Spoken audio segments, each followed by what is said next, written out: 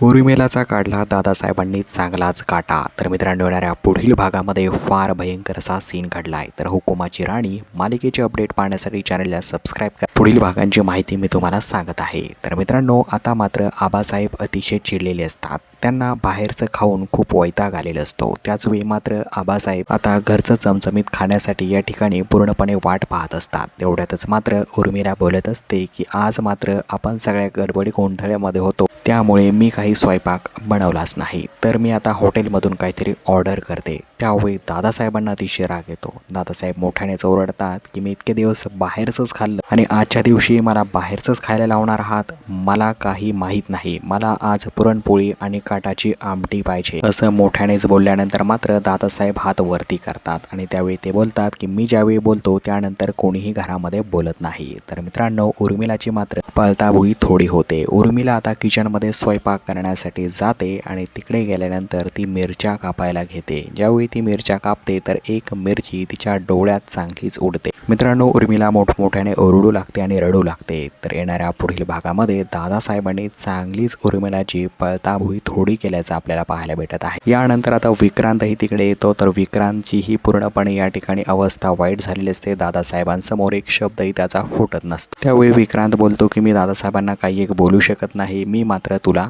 मदत करू शकतो। तर विक्रांत मात्र आता पुरणपोळी आणि कटाची आमटी बनवण्यासाठी चक्क त्याच्या बायकोची हेल्प करताना आपल्याला पाहायला भेटत आहे। तर मित्रांनो, दादासाहेब आणखी काय मजा करताय पाहणं खरंच इंटरेस्टिंग असणार आहे। तर येणारा पुढील भाग पाहण्यासाठी तुम्ही किती एक्सायटेड आहात कमेंटमध्ये नक्कीच कळवा। भेटूया नवीन व्हिडिओ अपडेटमध्ये, तोपर्यंत नमस्कार।